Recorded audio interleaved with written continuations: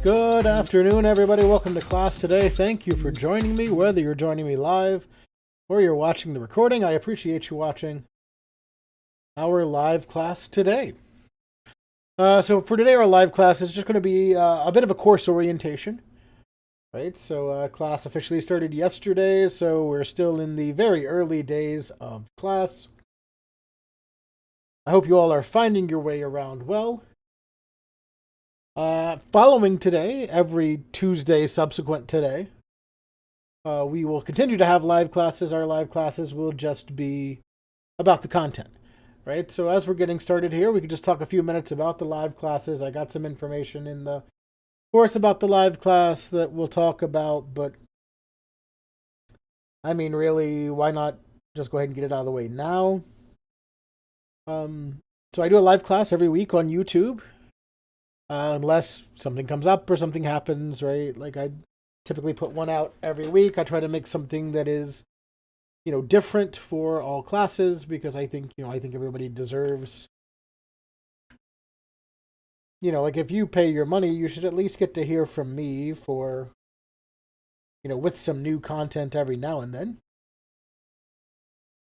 To try to, maybe teach you some things. I don't know. So I do this, once a week. And we'll talk about, concepts from the modules. We'll talk about different types of code. We'll talk, I'll do demonstrations and examples for everybody. It's really the opportunity for us to kind of engage more, for me to do further explanation and demonstration, and to answer your questions. So you might wonder why YouTube? Instead of something else like Teams or Zoom or something like that, right? And it's really for two reasons. One is that, one of the things that I like to do is I like to go to people where they are, right? So there was a statistic not long ago that came out that said basically 80% of all people, when they're going to learn something new, they go to YouTube first. Right? So if 80% of all people are already going to YouTube to learn things, may as well take the things that I want people to learn to YouTube. Right? Why not? The other reason is basically just for the interaction options. Right? I think interaction on YouTube is more low stakes. Right? Like, you don't have to worry about your camera being on or off. You don't have to worry about your microphone being on or off. You can comment in the chat, right? I am monitoring the chat. I am monitoring also my email and my Teams on another monitor. So if you wanted to send in a question, you can send it in one of any method, right? You can send it in through the live chat, through Teams, through email, and I'll be able to see it, and I'll be able to answer your question. There's also the fact that, like, when you do something in a live class and there are other people in there, and it's tied to like your name and all that kind of stuff, right? That can be a little bit intimidating to make you maybe not want to ask questions because you're kind of out yourself in front of the whole class or in front of everybody who's watching that you in particular had this question. But in this case, even if you want to drop something in the live chat, most people have an alias on YouTube, right? They have some sort of account that's not tied directly to their name, and so, it's all right. We can work with it. But today I just want us to, do some stuff to just sort of have an orientation for the course. I'm just going to try to go through this really quickly as possible. Most of the time, our live classes are going to last maybe around 45 minutes to an hour. But this one doesn't need to last that long. So we'll try to go through as quickly as possible through this material. If you haven't watched the welcome video yet, please do so. I talk about the navigation over here a little bit for that. If the navigation's collapsed, what you need to do to expand that. And we're just going to kind of be going through the Begin Here module today and looking at this. And the most important thing as we're going through the Begin Here module is the enrollment verification activity, the EVA. Since this is an online class, this EVA verifies your enrollment in the course. So I need you to complete this as soon as possible. If you've not completed it yet, complete it today. This Begin Here module is due on Thursday. I don't technically need you to have this done until the census date for the course. But if you go ahead and get it done now, you don't have to worry about it. And then as we're moving on to other things, you don't have to remember to come back here and do this. Just do it right away. Do it first thing. Complete this activity. And you're good to go, right? Like, it basically tells you here everything you need to do. Click Begin to Start. Select Yes, and then Save and Submit to verify your enrollment. If you select No, or you fail to do this activity, you can be withdrawn from the course. So if I click here, it will take me in to the quiz. You can see here it's giving me instructions. I click Begin. And I get one question here. By selecting Yes, I verify that I am enrolled. All submissions for assignments, so on and so forth. I select Yes, and I save and submit. And then just by doing that, I am verified. My enrollment in the course is verified, and I'm good to go. Right now, if you select No, or if you don't do it, I will be getting in contact with you just to make sure that that's what you intend to do. Because I just want to make sure before I go withdrawing somebody from the course that that's what they want before we do that. But that's basically the enrollment verification activity. Make sure you do that as soon as possible. Next thing we have here is the Getting Started here. This might be relevant to some of you because it could be some of you's very first Cleveland Community College class or first class on Blackboard. This getting started information here goes through some information about how to find the syllabus, how to find my contact information, how to go about getting tutoring and technical support, various methods of communication, how assignment submissions and rubrics work on Blackboard, how discussion boards work on Blackboard, how to find your grades on Blackboard, and all this sort of stuff. I won't go through it now just for the sake of brevity, for the sake of time. But I do recommend, especially if you haven't taken classes on Blackboard here before, to take the time and go through this. If you have taken classes here on Blackboard before, you should probably know all this stuff already. But if you haven't, this is here for you. Or if you forget, this is here for you. I very much recommend it. The next thing that we have here is our syllabus. And this syllabus is basically the contract between me and you. It sets expectations for me, and then I in turn set expectations for you, and these are the expectations that we expect one another to follow. So what I usually do, and it's kind of the point of my Begin Here modules, is I take some of the most important things out of the syllabus and I pull them out and I put them in the Begin Here module so that they're a little bit easier to find. But this is the syllabus. I'll let you read that at your own pace. I do encourage you to read the syllabus, even though I do take the most important things out and put it in the Begin Here module. The course description for the course is really all I'll read at the moment, because I do like to take just a second and try to demystify some of these terms. So the course description for this course, and this is the mandated description by the state of North Carolina, is that this course introduces computer programming and problem solving in a structured program logic environment. Topics include language syntax, data types, program organization, problem solving methods, algorithm design, and logic control structures. Upon completion, students should be able to use top-down algorithm design and implement algorithmic solutions in a programming language. Right, and we'll focus on that last sentence there, because that's what you should be able to do in May at the end of the course, right? It says upon completion. So when you're done with the course, students should be able to use top-down algorithm design and implement algorithmic solutions in a programming language.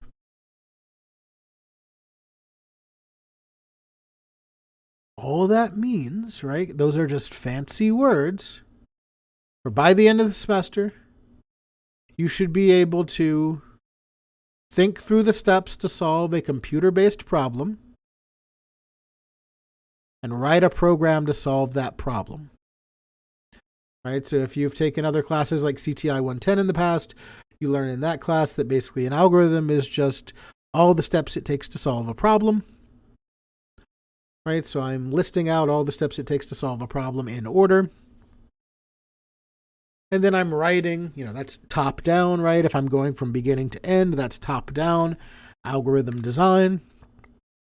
And then I write a program that implements that top down algorithm design. So that just implements all the steps needed to solve a problem. There are some other fancy words in here, like language syntax. Right? Language syntax is just how code is written. Where does punctuation go? Where does what's uppercase, what's lowercase, right? Just like there are rules when you're writing English, there are rules when you're writing programming languages, and that's syntax. Data types are things like integer or number, string or characters and words, Boolean, which is a true and false value. It's just different types of data, right? As the name data types imply.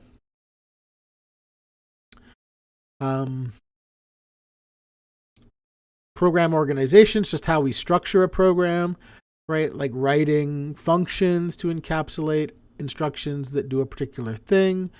Having, we talk about the shebang statement as one of the things that we can help use to, that's not really program organization, but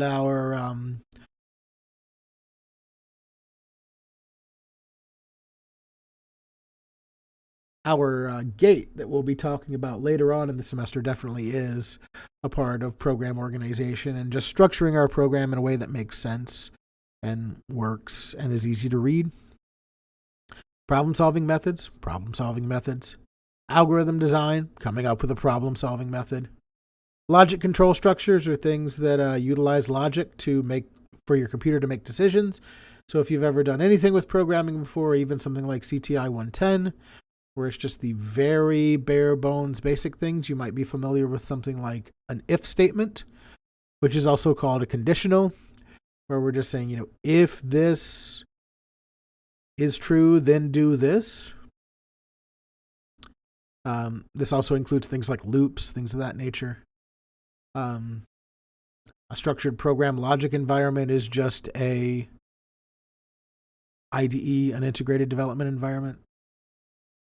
Right, a lot of big words for a lot of not so big things when we break them down, right? And so, especially in this class, that's one of the things that I like to do a lot, is take a lot of these programming concepts and sort of demystify them a little bit, and try to make them easier to wrap your head around.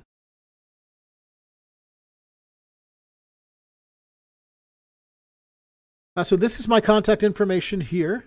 You've got my email address, you've got my office phone number, you've got my office location. My office location is on the top floor of the main campus building, the Hunt building. You can see that all of my student hours are by appointment, and that is intentional. I am not a full-time instructor. I was a full-time instructor until the start of 2023, in which case, or when I became instructional design coordinator for the college, working in the e-learning department. So I'm not a full-time instructor anymore, which means that I don't have standard office hour requirements anymore.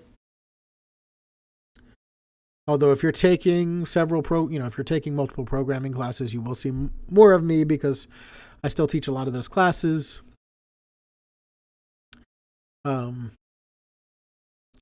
But just send me an email or send me a Teams message if you need to stop by and see me, and we can schedule an appointment and you can come by and talk to me. I am very available. I do still work here at the college, so even though I'm not a full-time faculty member anymore, that actually makes me more available because regular staff employees actually have a longer work week than faculty. So I'm here more hours during the week. Send me an email or send me a Teams message to make an appointment with me. I have my preferred contact method here as email. You can also use Teams. This video here tells you a little bit about talking about how to use Teams. I have also included this link over here on the side where it says Contact Instructor on Microsoft Teams. If you click that, that will open up a window. If you have Teams installed on your computer, which is the easiest and best, you can click Open Microsoft Teams, Work or School here, and it'll open it up, and it'll open up a conversation directly with me. Or you could click Cancel here and click Use the web app instead, and that will open up the Teams web app.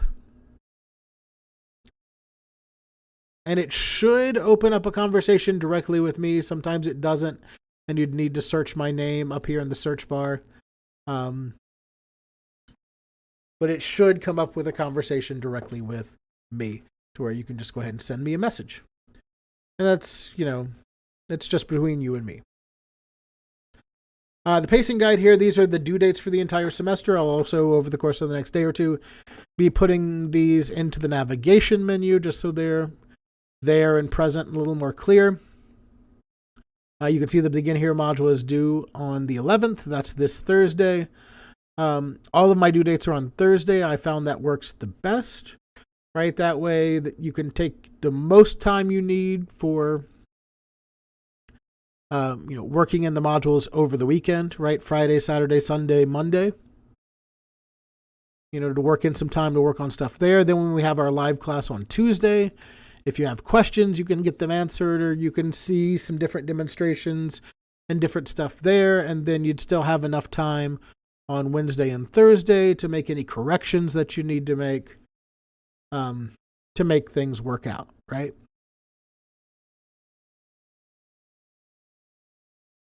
And so you can see here that we do have a break week integrated in. I try to give everybody off the week of spring break. There's no class here on campus, and in my opinion, Probably shouldn't be any class for the online students as well. Your mileage may vary on that with other online instructors.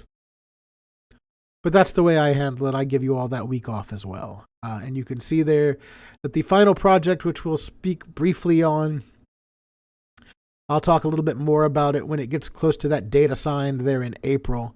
I'll talk more about it at that point.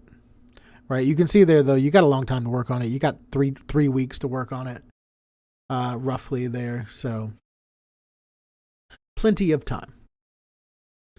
One of the big things to get out of the pacing guide here is the late work policy, which is I don't accept late work unless you have prior approval. And what that means is I basically treat it like the real world.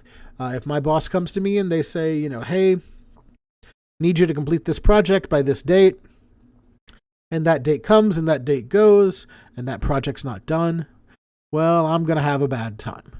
Right? But if prior to that project due date, I go to my boss and I say, look, I ran into this issue, or I'm having this problem, or I need this other resource.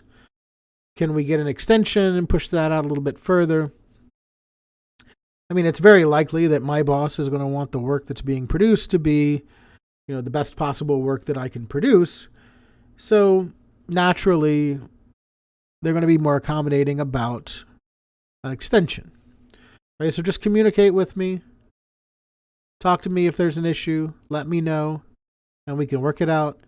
Otherwise, if I don't hear from you, I will not be accepting any late work from you. We've got a few other little policies here, like the communication policy. This just gives you some information about, writing emails. What I'd like to see, I've got multiple classes, so let me know which class you're in. There's an etiquette guide for writing emails, so on and so forth. I already mentioned the live online class. You will need a Replit account if you don't have one. I think many of you, if you took CTI 110 in the fall, or you've taken other programming classes here before, you should probably have a Replit account already. This video here shows you how to get started with Replit. And as we're working through Module 1, I'll take some time to make sure we all understand how this works also. But it is a free account. You just need to sign up for it. I encourage you all to use your student email address to sign up for it. It's super easy to use and super easy to submit assignments with, and it's also super easy for me to take your code and make a copy of it and make changes to it in order to give you feedback on it if I need to, right? So there's just a lot of good stuff there to help us out. Then finally, we have the introductory discussion board. You have to introduce yourself. That's just sort of the law, I think, for online classes, regardless of what it is. You have to introduce yourself, and there is a little orientation quiz here for you to take. So the 3 things that you need to make sure that you complete by end of day Thursday is the enrollment verification activity, the introductory discussion board, and your orientation quiz. And so really that's the orientation in general. I do want to talk about the final project just way briefly before we go for today. So we'll click on the final project here and have a look at that. One of the things that I like to do is I like to have a fairly open-ended final project, right? One of the things I find is that if you are doing something that's sort of related to something that you like or something that you're passionate about or something that you want to do, then your work will be better than if I just gave you a prompt and made you write a program that fit a specific prompt. So that's what this is, right? It's going to be, choosing a problem that you want to solve. Could be a game, could be an application that helps you do a task, could be basically anything. It just has to meet a few criteria. And, these are all things that we'll discuss as we progress in the course. But, it's just things like, program must be of your own creation. We can't have done the program in class. The program must contain some specific types of code in there, right? Like we see variables, user inputs, conditional statements, loops, lists, and dictionaries, and external file use. And the big one is that the program must work and perform the function that you intend for it to perform. Outside of those qualifications, you're free to do what you want with your final project. So it's fairly open-ended. And so really that's the orientation in a nutshell. We'll go ahead and wrap up today.